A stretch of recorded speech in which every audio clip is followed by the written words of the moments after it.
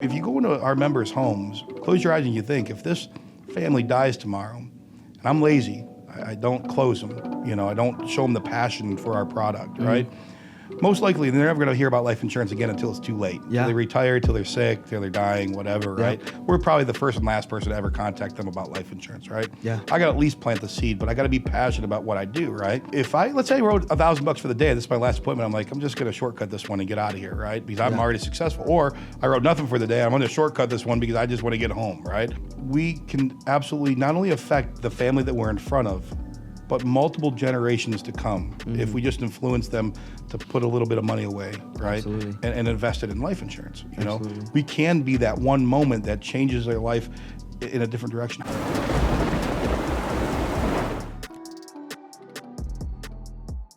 Dope. Another episode of Adversity Kings. We have special guest Steve Surace. How's it going today? Awesome, man. Going better. Yeah. Good. How's the trip in? Awesome. Yeah? Dope. And so let's start with where it all started for you. So where were you born and raised? Born and raised in just a little city south of Cleveland, Ohio. Brunswick, Ohio. Yeah, I was actually born in Parma, but I've my mom and I lived in Brunswick in a little trailer park, corner of Boston and Pearl. Still there today. Yeah. With your dad? No, then she actually met my dad. A lot of people know the story already. I'm not even sure if you know the story, but Jim's my stepdad. Okay. And Jim raised me as his father, as my father, since I was about a year and a half, 2 years old. Wow. My mom and dad met. My mom was bartending at a bowling alley. Yeah. And my dad would stop in after, I think, his real estate day. He was out selling real estate, and he'd stop in, drink coffee. My dad's a kind of a boring guy, he's not going in for drinks, So, and then the rest is kind of history. He moved into the trailer with us for about 6 months to a year. I don't really remember that time, but took me in under his guidance, and I've called him Dad ever since. He's never treated me different, and I never felt different. Now, did you ever meet your biological father? Yep. Yeah. He was. I actually used to visit him every weekend, and growing up, did holidays at the house. He was a dad. A dad that you would visit, and I would say, looking back on it, more of a, maybe like an uncle. But man, I learned some valuable lessons from him as well. Everything that Jim didn't teach me, my biological dad did. A great guy. Awesome guy. I couldn't want a better. But just through being a weekend dad, and it kind of sucks. Just what happened. Between him and my mom, they got married very early. My mom was, I think, 18 years old, and just things didn't work out. But they always had an amicable relationship. And my dad, he used his hands, and he did a lot of woodworking and electrical work, and everything that I know how to do to renovate a home, I learned from my biological dad. Yeah, I have zero idea how to do any of that. Yeah, but all my business stuff, my people skills, and all my, I guess my ethical background comes from my dad, Jim Surace. Yeah. So I guess I was pretty lucky because I did have two dads, and they never argued. They never, never got in each other's way. Nobody asked for one thing more than another, financially or otherwise, and it was a busy time growing up because you kind of had to appease both parties, and holidays were really busy for me, and you always had to play I always like to appease people, I'm not a conflict kind of guy. But anyways, it was a great upbringing, but Jim Surace, I consider him my dad. So, do you still have a relationship with your biological dad? Not. We kind of we've lost contact over the last just life. He doesn't. He lives about 15 minutes away from me. We just haven't. We haven't really crossed paths, we communicate birthdays and things of that nature, but I think he's kind of doing his thing, I'm doing mine. And do you have any half siblings on his? I don't. No? My sister Jamie is my half sister. Okay. But again, we've been siblings since I could remember. And that's Jim's daughter. That's Jim's daughter. Yeah. Okay. So do you have any other siblings or just Jamie? No, that's Jamie. Okay. That's Jamie, yeah. So what elementary and middle school? What was that all like? It was normal. I went to Brunswick City Schools, and that's the same school that Marcus went to and his brothers went to. Yep. I did elementary there in Brunswick, and then we went to middle school in North Royalton. My parents built their first home where their office was. They actually just sold their office in North Royalton, but I went to middle school there for a year, and then I finished out high school there, and kind of that was tough, because you're leaving all the friends that you grew up with from one city, and now you have to try to make new friends in a new city, especially when they've lived their whole life together, sports wise, and being the new kid at a middle school, high school, Yeah. But I was kind of like the class clown. I like to have a good time, and I got along with everybody in school, and I was kind of that kid that didn't belong to any certain group of people, but I got along with all the people. Yeah. If that makes any sense. I played sports, football, basketball, baseball, from middle school all the way through high school. What was your favorite? Football, basketball, baseball. I don't think I had a favorite. I loved whatever I was playing at the time. Yeah.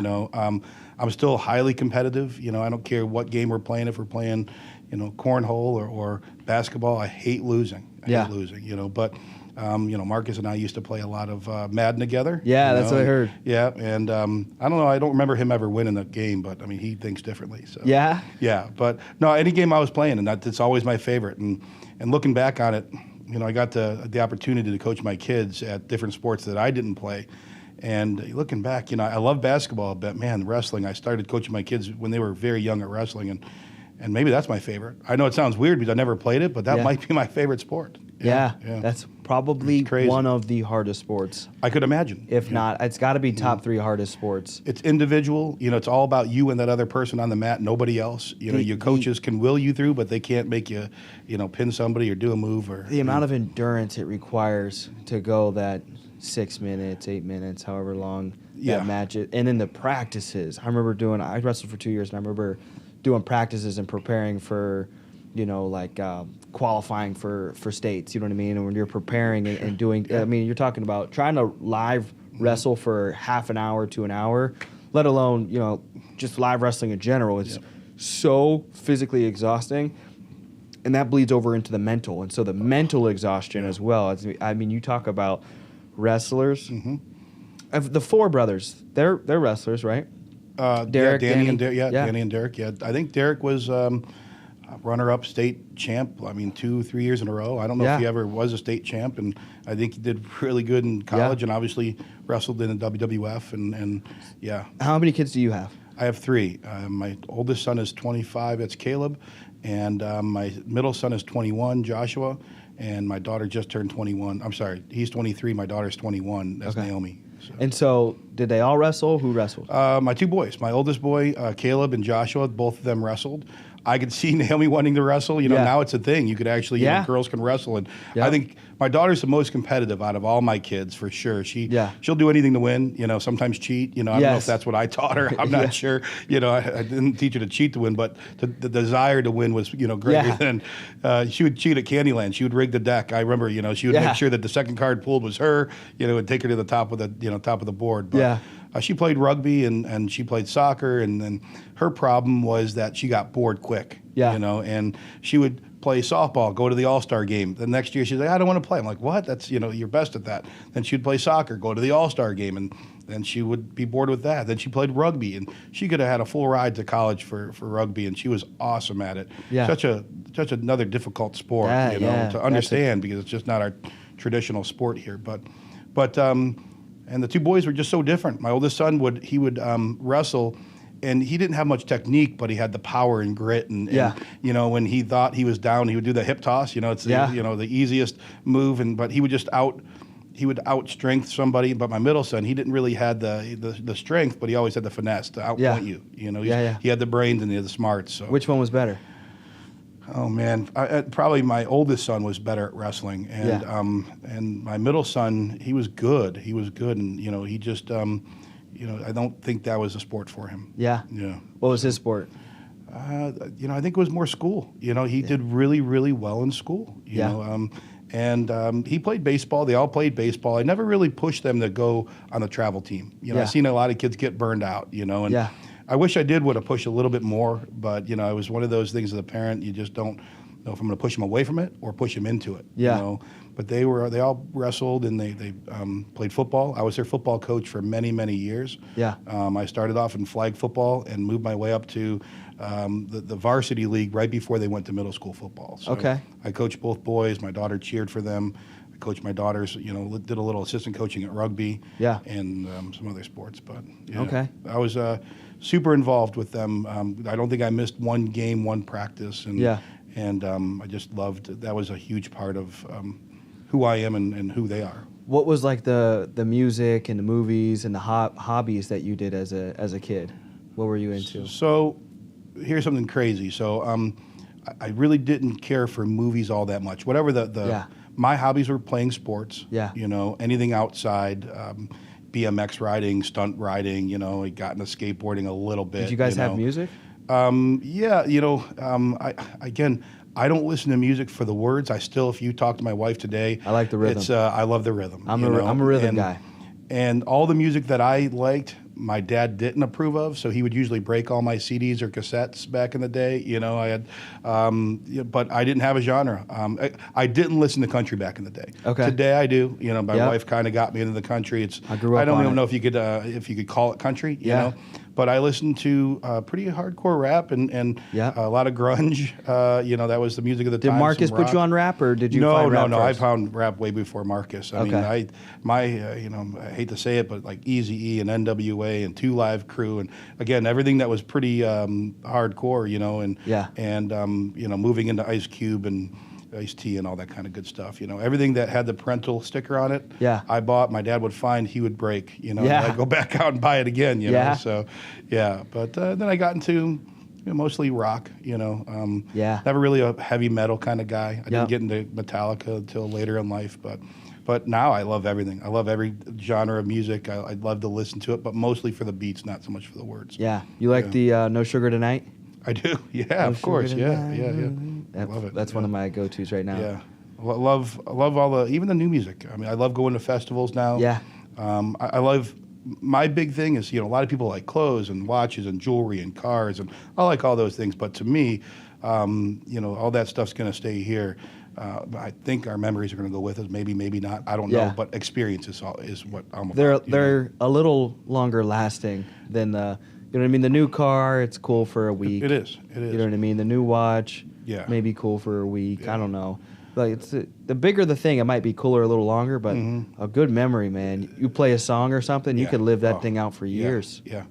Experience is what I'm about. I just and people, if you follow me on Facebook or anything else, where are you at this week? Yeah. And fortunately, I found a partner with my wife, and she just loves to. Sometimes we're like, why do we just do all that stuff? I mean, how do we cram in a month-long event in 3 days over a weekend? Yeah. And we could be in one state and another state and just on a boat and just in one weekend. Yeah. And we love it. We love Yeah. it. I mean, wouldn't trade that lifestyle for for anything. So Now, how about high school transitioning to college? didn't go to college. So Okay. I wanted to go to college actually. And life kind of gives you different things, different paths in life. But if I was going to go to college, I was going to become a police officer, and I wanted to go to Tiffin University because they had a good school to become a police officer. And I wanted to play football in college, but I quit football I didn't play my senior year. So because our coach was Did Marcus play while you were playing? So I think I played against his brother because I played in North Royalton in high school. Okay. And so when I transferred, the school I came from, Brunswick, they won 5 conference championship rings in a row, right? Okay. And I was supposed to be part of that team, right? And Yeah. I was just pumped to be part of Brunswick football. It's like in your blood. It's like Texas, right? Yeah. It's Are they still good to this day? No, not as good as they used Okay. to be. Their coach went somewhere else, and no, they're not as good. Okay. But their program is really good. They start Yeah. their kids young, and they have a strong wrestling. If you don't play football, you're wrestling, and if you're not wrestling, you're playing football. So all those things go hand in hand, Yeah. for the most part. But it's not as good as it used to be. So when I left, though, coincidentally, my high school really sucked at football. I don't Yeah. know if we won a game in 3 years. And I hated the feeling of riding the bus home and everybody being down and out, And again, I'm pretty jovial. we just lost the game, and if you're smiling, your coach and your players like, what are you smiling about? You know, and it's like, well, I'm not smiling that we lost a game. I hate losing. You know, I just, but you know, there's not much we could do about that besides get better next week. And our coach really didn't really want to get better next week. He just yelled at us that we weren't better. You know, we went both ways. We had a small team. We were a band school, you know, and we didn't have the talent that other places have. But our coach was so serious, he took the fun out of it, you know, and a lot of us, most of us, decided not to play our senior year. I think they had three players that continued on. So I played intramural sports. So I played for the intramural football team. It was so much more fun, and we could still compete. You know, we had an intramural football league in our high school. But that kind of took me in the direction away from college, believe it or not. You know, and then I started. You know, you get away from sports. You know, you lose your hobby, you know, sports or whatever.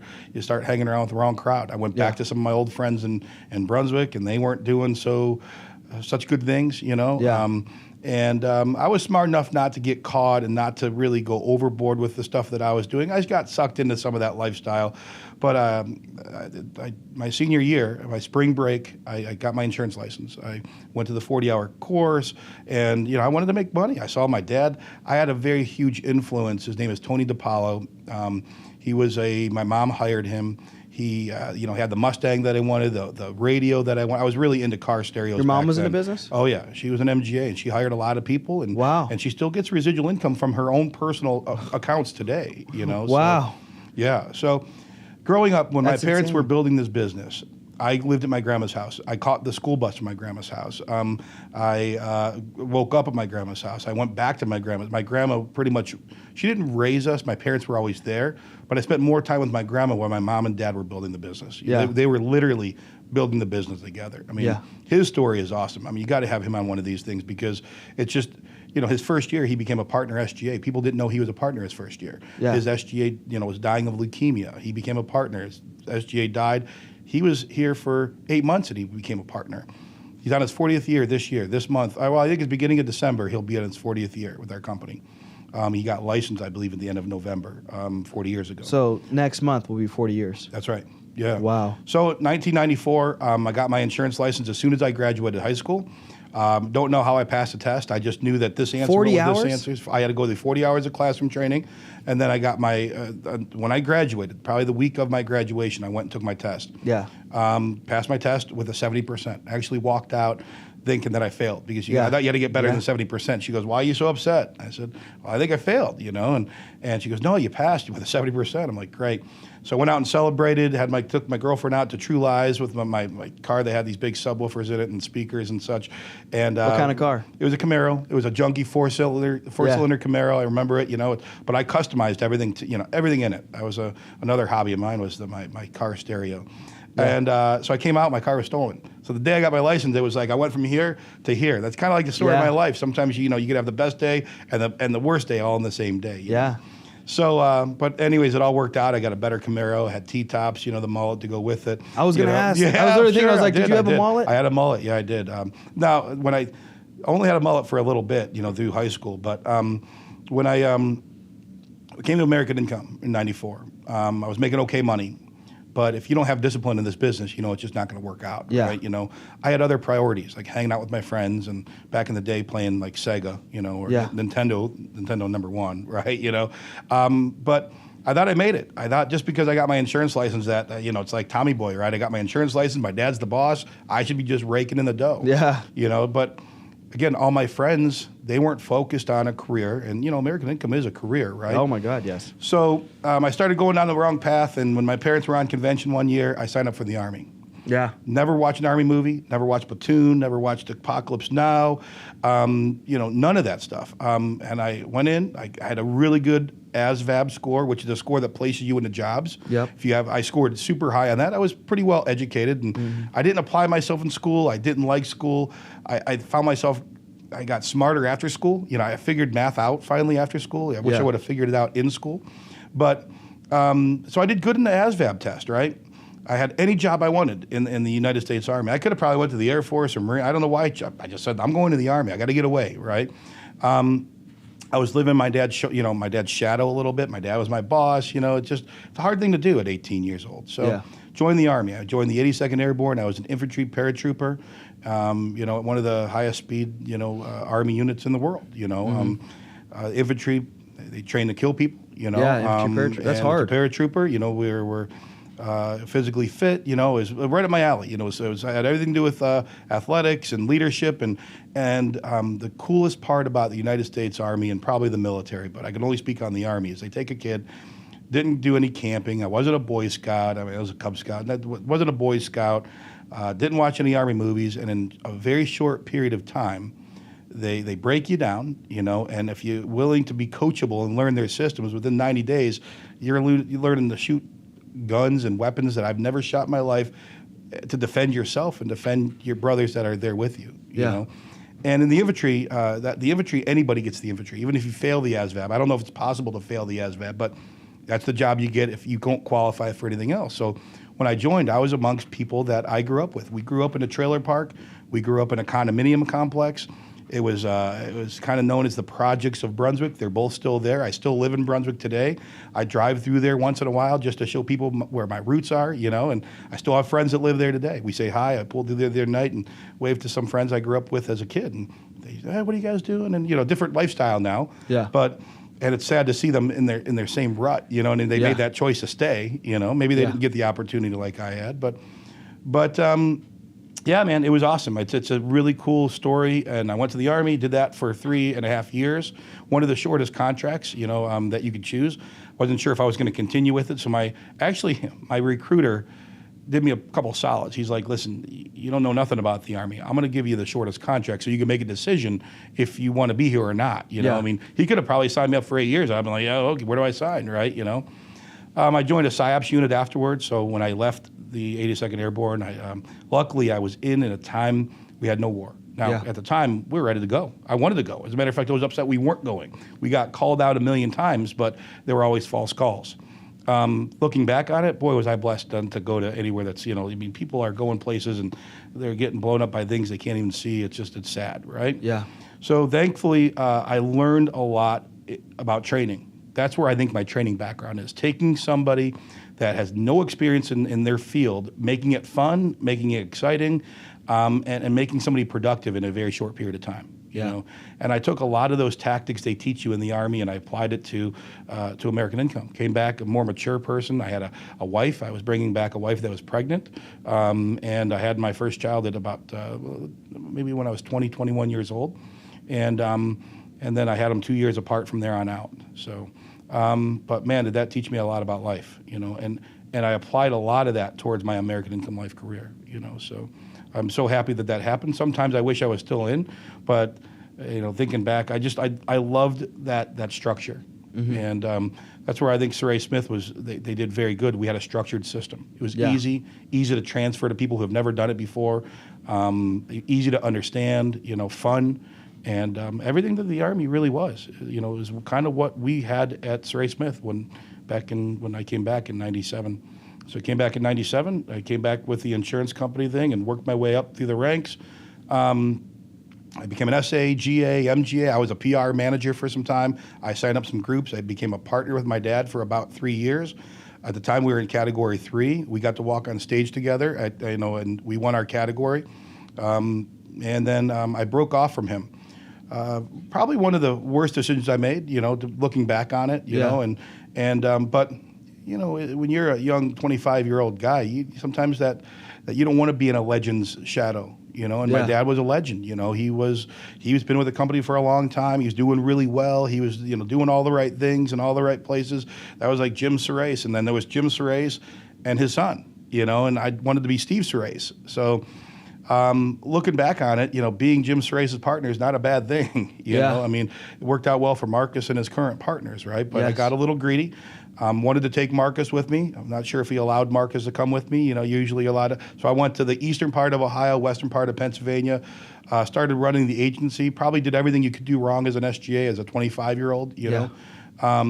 Story for another day, maybe not on the podcast, but, if you want to know what not to do, I could probably share those things with you. And if you can figure out how not to do those and do everything else the right way, I think you would be all right, So, but I think you learn a lot from your failures. Oh, at least so you much. should. If you don't learn from them, then they're just going to become failures, and you can't turn those into successes. Yeah, welcome right? to insanity. That's right. Yeah. So came back to my dad's agency. Humbly came back to my dad's agency after a couple of years, and Marcus was now my boss. Where I trained Marcus in the field, and we worked really well together. Now he never treated me like he was my boss. He always, and Marcus still treats me with the utmost respect. Love Marcus for that. Always thanks me for what I did for him, and man, he did more for me, and I don't know if he's listening or not, but he's done more for me than I will ever do for him. I'm sure. I mean, he made me look really good. You know? Mike Brown was the coach of the Cavaliers when they hired LeBron. Mike Brown got the coach of the year, and I don't know if Mike Brown, was a good coach more so than LeBron, which is a great player. So I was like the Mike Brown of Marcus Smith. So, so getting the VIPs for or coach of the year for Marcus's accolades. But I know that, I think we worked really well together, Marcus and myself, and I thought, and my dad. Marcus and my dad, they're kind of yin and yang, right? But I was also the guy that brought the fun to the agency. You got to have a little bit of fun. I love your agency, because Marcus and my dad aren't always the most fun people in the world. They don't like games. So I brought that missing part. I was always the fun guy. The guy who set up the events, the picnics, and the Dave and Buster's stuff, and I have a serious side for him, to myself. You rarely ever see it, but yeah, it was a great thing, and about 7 years ago, Thanksgiving, week before Thanksgiving, I think I started at the home office. Okay. Mike Labasi called me up and he said, "We're rolling out the Impact." So up to that point, were you an RGA? I was an RGA. Then I was doing the in-house training. Okay. I love the in-house training, and there's a reason. So there's a give and take. So if you're doing the in-house training, you're on a salary, right? Mm-hmm. I had a pretty cozy salary for a couple years. I took my job very serious. We did a training class of upwards to 30 to 40 people a week. Mm-hmm. Because I not only trained our Cleveland office, but I remotely on the old Uvu and Skype did Columbus, and I did Toledo and Cincinnati and Youngstown. I think we had an office in, and I think we opened up in Grand Rapids, Michigan. So we had, I think, 7 remote offices, right? And I was doing the training for all those offices. And here's what my biggest accolade, in my opinion: didn't matter if you were in front of me or if you were in an office in Columbus or Toledo or Cincinnati, they enjoyed training. I did virtual training before it was a thing, right? Mm-hmm. And I made it fun and exciting. I made them laugh. What's your simplified system to training? Do you have an acronym or some type of way you describe it, like phase 1? Baby steps. Everything's baby steps, Mm-hmm. Everything builds. So we had a 5-day, we had actually a 10-day training, but the first 5 days were the most intense. Day 1 built, you can't miss it. You can't just come into day 2, because day 2 built off of day 1, right? Mm-hmm. Our training, and I still believe in it today. Actually, I was hired with David. That's a whole nother story. But when I first came to home office, I was supposed to be on the Impact team. Impact wasn't ready yet. So David actually helped me do the training program for the company.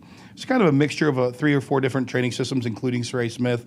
If I had it my way, it would be all Surace Smith, because I thought it was most successful. I still do today, right? But, when you're doing a corporate level training, you kind of have fit everybody's needs, right? Mm-hmm. And so, but I think the secret to that success was, 1, involve everybody. Answer their questions, make it simple, make it transferable. And I think the key was that every day built off the last. And we simplified it. So when they left on Monday, they understood more. When they left on Tuesday, they really understood even more, not only from the Monday stuff, but from the Tuesday stuff. And by the time they were confident, our training system built confidence. The most important part of training, though, that I see that's kind of broken some places, that if you have a classroom trainer and then the field team is on a different page, when they leave training and they go see something different with their field trainers, in-house training's broken. Do you know what I mean? These are only going to believe what they see in the field, not what they see in a classroom, because they're going to say, well, that's how we showed you in training, but here's how we really do it. Our systems at Surace Smith was, this is how I'm going to show you, and all of a sudden they witnessed in the field, and they were like, oh my gosh, this works. What Steve taught today, I saw later, and that their belief and their confidence, you could just see it go through the roof. The next day they would come in and be like, you won't believe this, but everything you said in class, I saw in the field, and it worked. Yeah. And all of a sudden now it raised up the confidence in training. It raised up the confidence in our system, at American Income, we have such a great system. It's so simple, but it's, again, transferable, simple, easy, and it has results. That's the key. Yeah. You know, I mean, you could talk a big game all you want in training class, but if they go out there and they don't see this thing work, you know, sometimes it works too good. You ever have an agent you take out? I had this older guy. I was 19, 20 years old, maybe I was 21. I showed him nothing but sales one week, and I was like, this is not how it normally works. This is not how I'm a 1-for-3 closer. I don't know what happened. He's like, I can't be you, Steve. You know, I'm like, I know you can't. I didn't hire you to be me. He goes, I don't think this is right for me. He quit because I did too good. Yeah. I was like, dude, well, you know, what are you going to do? But I remember that guy, and it's like he wanted to see failure. You know, he wanted to see the 1 out of 3. Yeah. You know, and that's normally what I did. But yeah, I mean, I love this place. It's done more for me and my family than and I owe, one of the reasons I came to home office. I came to home office, they offered me the exact same pay I was getting paid with my dad. Yeah. They offered me the opportunity, though, to get out from underneath his shadow, to become my own man, right? Yeah. I had to travel. My kids were all graduated high school. They didn't really need me to be there, you know, every single day anymore. I wasn't coaching their sports. That's the reason I went to the in-house training with my dad. Is I sacrificed the renewals and the leadership position for a 9-to-5 salaried position. Okay, but there's some give and take. Again, I didn't have my renewals during that time. I wasn't building a future, you know, but I got to spend time with my kids during that time. Now you could do both with the virtual world. Yeah. You don't have to sacrifice anything. You know, it's you could pretty much kind of work everything around everything. But I knew I had to sacrifice a little bit back then, so I did sacrifice a little bit to become the in-house trainer. But I think 17 SGAs were born out of that training class. I think 6 or 7 directors, including Mike Labasi and Renee Jeffries and Dave Guzman, and I mean, were born out of our classroom. I could say that they were part of the class I taught. Yeah. You know, and I'm very proud of that. But if I say that, I would be lying if I said that, you know, that, yeah, all these people had success, but probably thousands more didn't. So everybody asked me, you know, what did these guys do differently than the thousands that didn't have success? Well, they listened, they applied, and they worked hard. Yeah. If you're not going to do those 3 things, you're not going to have success in our system. Mm-hmm. You know, so that's the only thing they did different than the other people that didn't do. Different. Yeah. I tailgate a lot. I'm very social in Cleveland. I know a lot of people. There's not a place that my wife and I don't go to. My wife was a trainer after me. I trained my wife to do the trainer. She was in sales there as well. My biggest sale was her, probably. You know, Yeah. So maybe she thought I was driving my dad's car or something like Where'd that. you guys know? meet? At the office. Yeah. You know, but we knew each other before the office. We hung around people, mutual friends that worked at the office. She went to school with at Mount Union. She was a track star. She ran hurdles. I mean, she was just incredible at her sport. And she thinks she could still beat me in a race. She probably can, you know. But now she's a college coach, and she does track and she does cross country. Okay. And she, again, doesn't do it because she wants to coach. She does it because she loves the heart of these girls. They're all inner-city girls, inner-city college out of Cleveland, Ohio. She gets to take them on so many first experiences, many of them years after they come out of her collegiate experience, call her mom, you know, and coach. And there's nothing better to hear your ex-athletes call you coach, even when they're adults. Yeah. You know, it's just, and it's like American Income. Me and Danielle will go out, hang out. There's not one person who says, man, stupidest thing I did is I quit AIL. If I would be so much more, I'd be so much more, you know, I'd have so much more today with my residual income if I just stayed. I'm no further off today than I was back then. I'm actually working harder today. Now, there's some people who love what they're doing. They left, but they always give us credit. Your training got me to where I am today with my company. Yeah. You know, again, that feels good. I love the results of coaching. I love to see the success of people. I love Marcus's success. You know, I mean, I just love to see somebody who was driving a Buick Skylark. We got rear-ended. You know, I was seeing a chiropractor for a month or 2 after we got rear-ended in the field. We spent a lot of miles, you know, behind that windshield together, training in some, you know, weird neighborhoods and weird farm countries and cities. I witnessed his first sale and his second sale, and you know, I like to talk, and so I witnessed him kicking me under the table, saying, "We got to go. This was a non-sale. Let's go. You know, let's get on to the next one." But a guy that had a Buick Skylark, living at home with mom or dad, going through a tough time, right? Now he has anything he's ever wanted. Yeah. I mean, look at the impact he's having. And then if Marcus didn't do that, where would Simon be? Where would you be? You know, look at the you ever see that little picture that you drop a, you know, It's something almost in water like and the ripple effect? Yeah. Isn't that crazy? It's almost like you're like my great grandfather in the business. Sorry, don't call me that. Let's say like cousin or something like that. Yeah, you know. Because if Simon was like the father figure, then Marcus grandfather, you're great. That make Jim like the great grandfather. I get it. Yeah, listen. It's just so. There's not a lot of businesses you get to make money and touch people's lives. Yeah. The businesses that I think that you make a lot of money, sometimes it's just the opposite. Who brought Jim in? He found American Income through a newspaper ad. And in the early 80s, he was in real estate. He was actually doing some security jobs. You know, he's carrying a gun with him and doing like security, anything he could to make sure he put food and pay our bills, right? But in the early 80s, the interest rates on a house went up to like, I want to say like 22% interest. Right? Wow. If they're bad today, could you believe today's like a 6% interest to buy a house, right? 22 to 24. So he had to get out of the real estate market. I believe him and his dad were brokers in real estate together. And he answered a newspaper ad, drove all the way to Akron, Ohio, and I think all the details are there. Found out that it was life insurance. And when he saw the sign on the door, he almost walked out. Thank God he didn't, right? Yeah. And out of respect to the interview that he said, I'm going to stay, hear what they have to say. And they gave him a place to go and a reason to be there and something to say, right? And he liked the concept. The marketing was like genius, right? Yeah. And he said, well, I'm good with people. Now, here's the crazy part. My dad is really good with people, has a heart for people, but he's not a people person. Yeah. Isn't that weird? I can tell. It's like he has his house that, you could have parties at every weekend and nobody, kind of like Marcus in that aspect, right? I'm the same way. Yeah, yeah. And like I try to get my dad to have a good time, and I think I'm one of the only people that can get him to come out of his shell and have a good time. Yeah. He won't admit it, so he found it. He liked what they had to say. He stayed with it, and he worked very hard. I mean, we had one car. It was a 4-door Nova. We were living in the condo at the time. I remember I always have this little scar here. I remember it because my mom had to take me to the emergency room because I fell off my bike into some glass. We only had one car. She had to beg a neighbor to get us to the emergency room. I don't think she wanted to get an ambulance because it would have cost us more money, you know. And there was a lot of tough times back then, financially. And sometimes the reason he was the number 2 agent, I think, in '82. Just made over $80,000, maybe like $82,000 his first year. Yeah. And it wasn't so much because he wanted to compete, it's he had to get us out of debt, Yeah. And he made good money, and he was in the right place at the right time. He'll always tell people, you got to be, if the time comes where they're going to ask you to go somewhere, become promoted, be in the right place, doing the right things at the right time. That's what he was. He was like the newest agent there. There was agents there before him, but Mr. Rappaport came to him and said, Jim, would you like to take over? You're the number 1 agent. At the time, I think he was number 1 agent in the company. Yeah. And said, would you like to take over this agency? And you got other agents there, that would probably had more tenure, but he was doing all the right things. He was in the right place.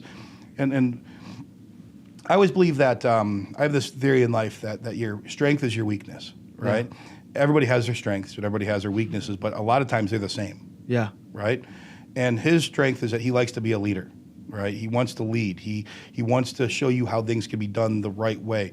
But that's also his weakness. Like when he comes to my house, he wants to lead my household, right? He wants to tell me how to run and and when he goes to church, he wants to lead the church, But, that's a good thing because he does want to lead. And I always see the ways I could make businesses better. But sometimes I let it go because that's not my business. You know what I mean? So, mine is that I love people, and I think people know that about me. All people, doesn't matter who you are, where you came from, but my weakness is that I love people. Yeah. So Rob's the same way. Yeah, I kind of let him off the hook a little too easy. Yeah. Where Marcus would say, you want to make your family better, you want to, you work harder. And I'm like, spend some more time with your family. They need you, and they're like, they don't need you, they need money. That's the problem, So, and it's hard because, I understand that that's probably the more right thing to say. But again, my heart gets in the way of my brain sometimes, But, so that's my dad's story. That's my story. Who were you closest with growing up? Oh, man. I don't know if I was really, this is strange about me. I'm a loner. But I have a lot of friends. It's like I don't know if I have a best friend. But was it your grandma? I know you spent a lot of time with her. Yeah, my grandma, I spent a lot of time with her. I don't know if I was closest with her. I never really remember myself getting attached to anybody, any one person. Even my dad. I don't remember, getting attached. Overly attached. I like to kind of pull the best out of everybody. You know what I mean? Yeah. I don't know if I was, to this day, I don't know if I'm close to anybody, Yeah. besides my wife, you know, Yeah. and my kids, obviously, my kids for sure, you know. So, What are your kids? my mom, probably if I were to answer that question, my mom. Yeah? Yeah, I'm really close with my mom. I mean, my mom's my biggest, my biggest proponent. Not my proponent. She's my biggest cheerleader. You know, there's not anything that she wouldn't do for me, you know. Yeah. There's nothing I wouldn't do for her. You know, There's nothing my mom wouldn't do for anybody. Yeah. She's probably the best person in this world. I mean, her, again, strength is her weakness. People don't like my mom sometimes because she overdoes it. Yeah. You know, like my son. My son, my mom's like, I want to buy you a new truck. My son's like, no, I don't want a new truck. I love my old Ford Ranger. She's like, let's get, and he just antagonized and buy. But I know it sounds weird, but my son was like mad because he was okay with his truck, but it just shows you like her heart. She just wants to give stuff to people, right? Yeah. And people don't want that necessarily. I know it's a weird thing to even compare, but that's just like she overdoes like niceness. Yeah. Yeah, it's so weird. But you don't want to get on her bad side. You don't want to do that either. So, but yeah, so then came to corporate a couple years ago, 7 years ago, I think, November, and I saw the impact probably 7 years before impact was impact. And I was excited to train it to the company and help develop it for the company. I actually took over Impact from Zach Locus about a year and a half ago. I think it's in a great spot. I think it could be 1,000 times better, though. Oh, completely agree. And all I want to do is I want to be able to give back to this company what it's given me and my family. You know, and I have a very wide variety of my backgrounds, not just sales, not just an SGA, not just success. I've had failures, I've had successes. I was in PR. I've done janitorial work for my dad growing up. You know, I bleed American income, right? You know, and it's not about making a paycheck for me. That's a big thing. I got to feed myself and my family and my entertainment and all that stuff, right? Don't get me wrong, I like money, But again, what's bigger to me is purpose, mission, and that's what we've always had at Surace Smith. What is your purpose? What is your mission? And I want to make impact, or whatever we're on. I want to get this company to that next level that Steve Greer wants to get us to that $1 billion level, right? Yeah. I want to bring other people along with me. I want to see more Marcuses, more direct people that I've actually affected, where they're changing not only our lives but our clients' lives, our customers' lives. And I know impact can get us to that next level. Our technology right now is lacking. It's good, but I think it can be so much better, and it can really propel us to the next level. Yeah. And I got so many. I'm an idea guy, and I know I look old, and my age is old. I got gray hair, but I'm a young thinker. I'm a very young thinker. You know, and I know what this company I think needs. I know what can get us there. I know what could help us, and I'm very open to other people's opinions. I'm not stuck in my own ways. I listen to other people's needs and wants. I think I'm in the right place for this company. I just I hope they feel like I'm too. You know what I mean? Yeah. Yeah. So I'm excited about where we're going. What is your best or your favorite memory up to this point in your life? My favorite memory. Obviously seeing the successes of my kids.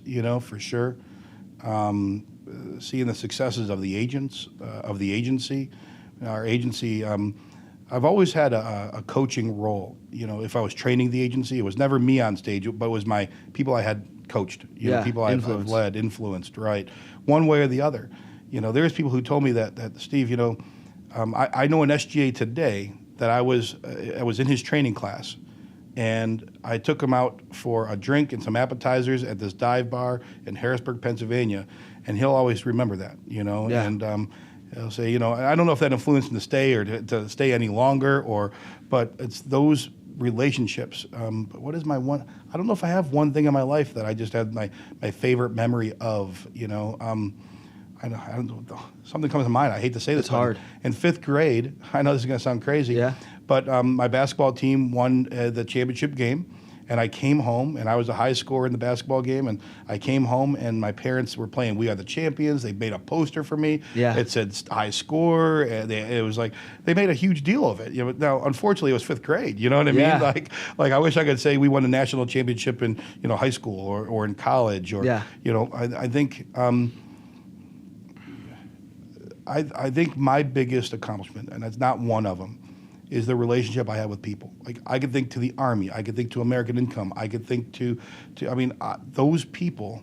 I mean, I could reach out to 100 people today, ask them for something, and if they had the whereabouts, you know, if they had if it was a monetary thing, if it was a time thing, you know, I think they would reach out and they would reciprocate. You know, will you see if they'll buy insurance off me?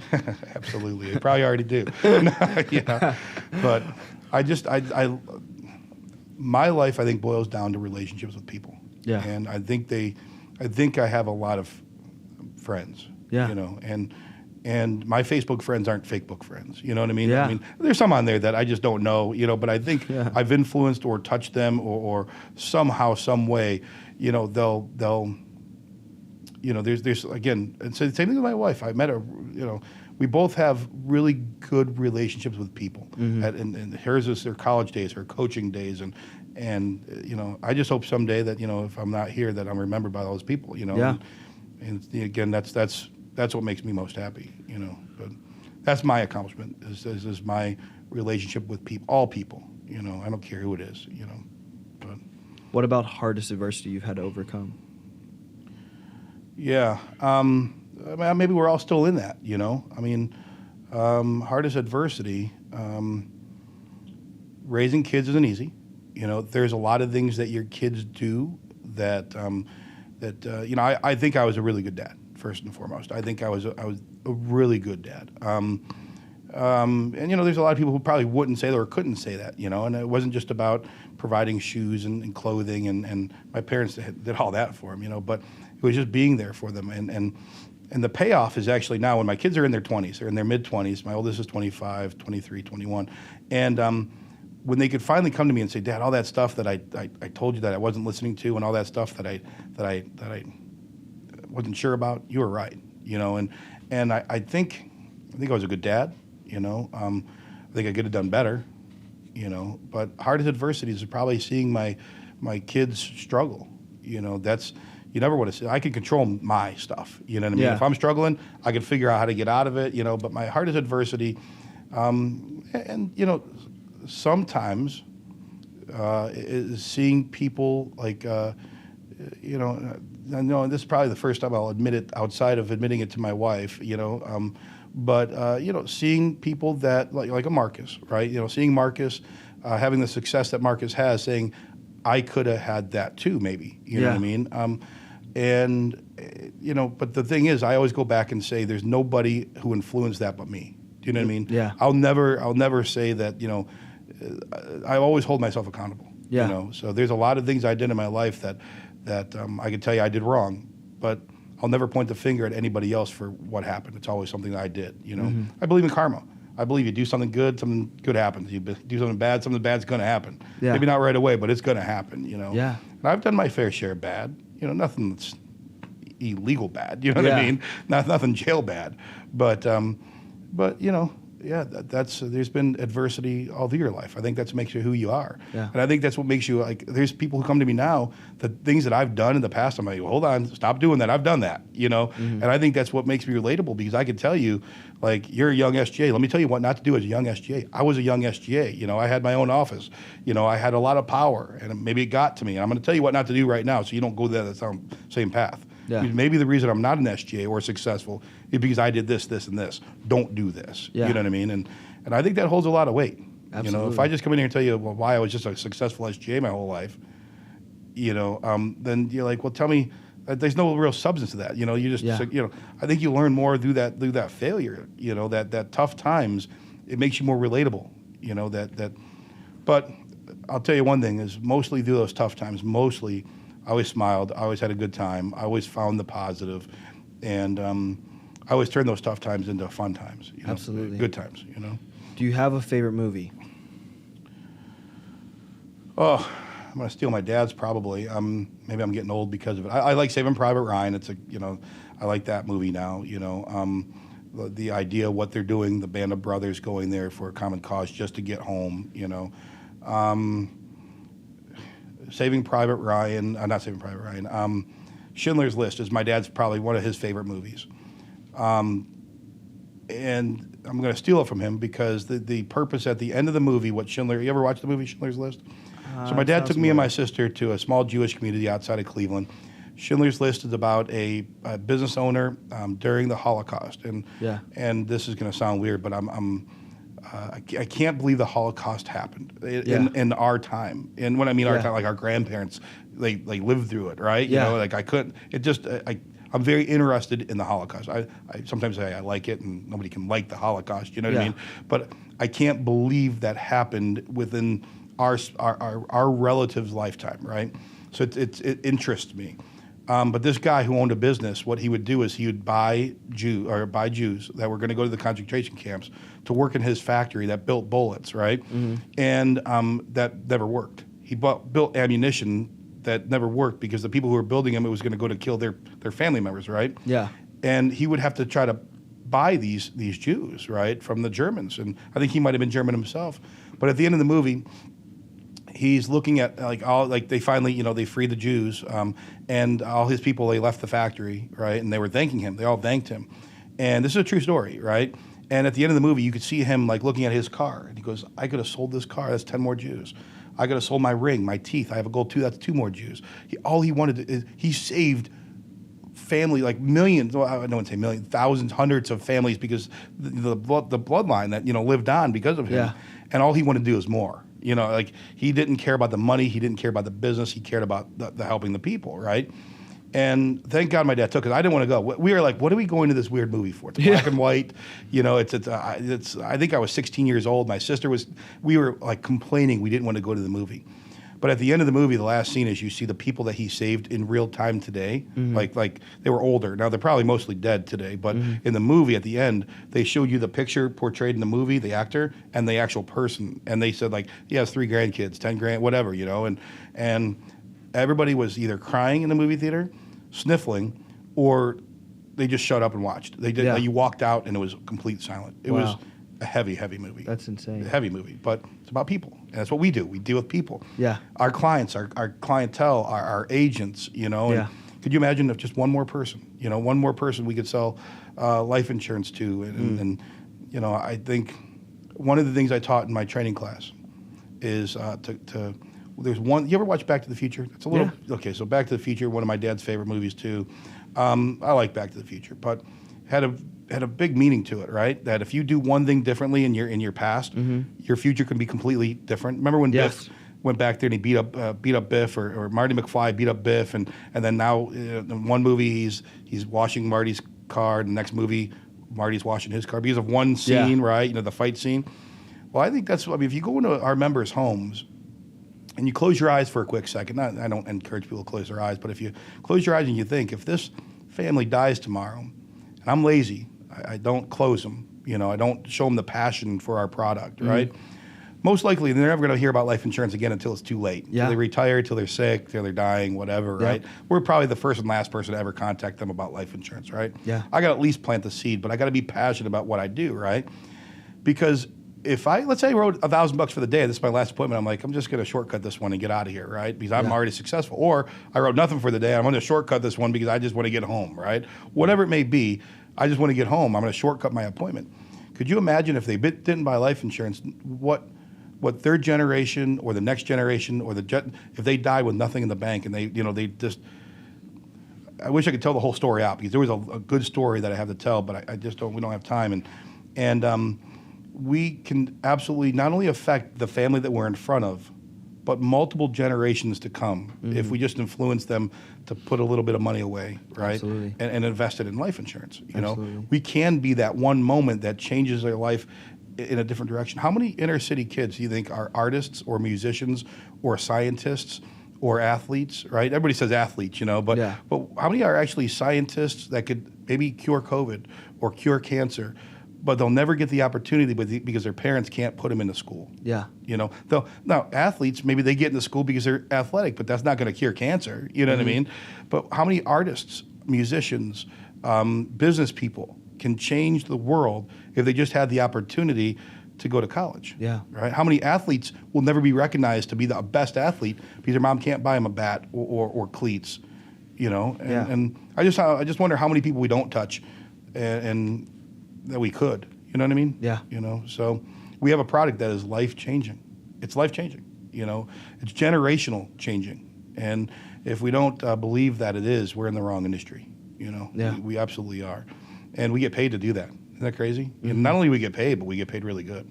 You know. Yes. So that's crazy. It's crazy to think that we get paid for doing something that, like a good thing. You know, something that's not going to be a negative for our clientele. You know, because a lot of times when it's a positive for us, it's negative for the other people. So, you know what I mean? Yeah. Yeah. But ours is a win-win-win. Absolutely. So, yeah. What's your favorite restaurant?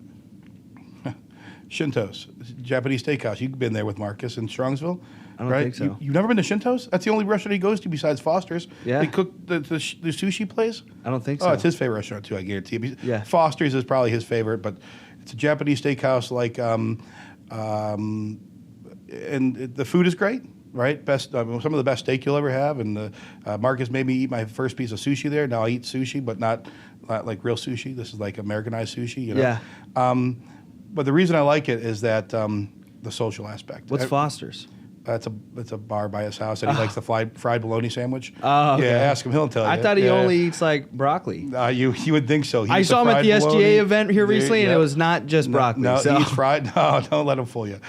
He eats the fried bologna from Foster's, and he eats. He goes to Shinto's. I love a fried bologna sandwich. And a lot of times when he's celebrating his daughter's birthday, my wife and there are like we always show up when he's celebrating Adriana's birthday. I don't know how it works out, but we always do. But the experience at Shinto's is not just eating. It's like a Japanese steakhouse where they cook in front of you. Yeah. The hibachi grill. Okay. I know most of the cooks. I know the owner. A lot of people who go to it's about, again, eating for me. And I hate to say this, like my dad and Marcus, they eat to survive. You eat to survive. You eat for nutrition. I eat to socialize, and that's why I wish I didn't. You know what I mean? I just wish I ate to fill a need for my body. But my socializing with people is part of my routine. It's so hard when I take people out, and I know it's hard. What about I always when I do go and see Marcus sometimes is it Ohio pie? Yeah. Do you like that? Yeah, it's okay. I wish they had more sauce in their pizza. What do you think's better than Ohio pie out there? Samosky's pizza. They've won a couple big contests for But the Marcus pizza. doesn't agree? I don't know. He might. I don't know if he's ever eaten I always Samosky. see Ohio pie. I love Ohio pie. Don't get me wrong. It's the cookies, I think. Oh, the cookies are the best, Yeah. Yeah, it's probably something else, but, I don't know. Samosky's has a good Philly cheesesteak pizza. I don't think Ohio pie puts enough sauce in their pizza. Yeah? But it's good. It's good. I love it. I go there a lot with my kids. You like deep dish out here in Chicago? I don't. I tried it. It's all like right. lasagna. I love lasagna. It's like lasagna. It's not pizza to me. Yeah, it's not like pizza. lasagna. Yeah. There's not a pizza I don't like. Look at me. Yeah. Right? I mean, I like all pizza. There's not one pizza. I don't care if it's a microwave pizza. I love pizza. You look like kind of. I'm thinking of right now. Is it Guy Fieri? Yeah, he's actually. get that? I don't know if he's from Ohio, but I bet he's is. in Ohio a lot, though. Yeah? I think his family's from Ohio or something like that. But I think my last question is what's the favorite place you've been to in your life? All the trips and everything you've done. What was your favorite one? I know this is going to sound stupid to you, but anywhere my friends are, anywhere good people are. Yeah. And I know that makes the trip so much better. It's because you could be in paradise with no friends and it not be paradise, and then you could be in Brunswick with your best friends and it be paradise. When my wife and I were first dating, she goes, "We could have a good time in a garbage bag or in a plastic bag or in a box, and we can. We could have a good time no matter where we go. I don't care if it's raining, snowing, if it's we're gonna have a good time, and we are. It just we've been to. I've been fortunate enough to be to Hawaii 3 times. I've been to Punta Cana. I've been to Grenada. I've been to Mexico more than I could count. I've been to most. I don't want to say all states, but I've been to a lot of states. I don't know if I have a favorite. We started going to this little island off of Cancun called Isla Mujeres. Pat Bender turned me on to it, the Bulldog. Yeah. And I love that place. Is that where we're going for the spring SGA event? No. I don't know where we're going, but I don't have a favorite place, man. Yeah. My favorite place is wherever I am at the moment having a good time. Yeah. And I don't care if it's a dive bar. I don't care if it's a super expensive restaurant. Yeah. I just like to, wherever we're at, we're gonna have a good time. Yeah. Yeah. So wherever I like to be with my kids. Not always, because sometimes you got to act a little bit more responsible when the kids are around. You know what I mean? Now that they're adults, I could let myself go a little bit. I don't know. I couldn't. I could name 100 places. We love the House of Blues. We love Myrtle Beach. We love Florida. We love, we love. I just bought a pontoon boat down in Portage Lakes. To the middle of Akron. It's a little paradise in the middle of Akron, right? It has like 9 different restaurants on it and nice houses, and I just love spending time out there. But my buddies who live down there, they're in farmhouses. Yeah. They're in. I love being in their farmhouse with them with all their deer on the wall. And I'm not a hunter, you know what I mean? And, but I could hang out with SGAs that have houses that, are unbelievable. You know, I was just hanging out with Slav, and I loved it. Everything about hanging out with him was awesome, him and I was with Max, he just got his purple belt, his wife, but I don't have a favorite spot. Yeah. Wherever I am, having a good time. Love it. Yeah. Well, hour and a half with Steve Surace. Time Appreciate flies. your We're going to time. hop on our next call. Yeah. Appreciate you. Appreciate you guys. Thank you. Peace out. Thanks, man.